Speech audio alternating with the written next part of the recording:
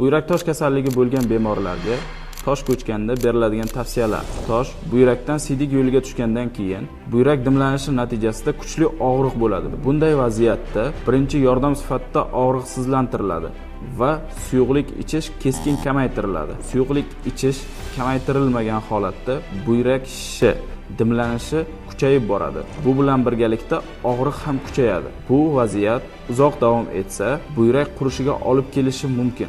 Og'riqsizlantirilgandan keyin urolog ko'rikka borish tavsiya qilinadi. O'zingizni asrang.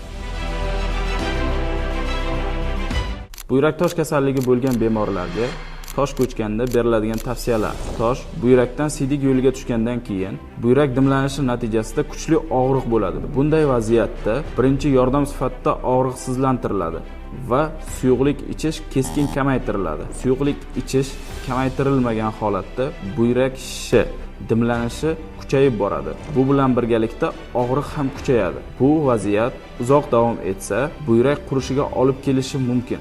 Og'riqsizlantirilgandan keyin urolog ko'rikka borish tavsiya qilinadi. O'zingizni asrang.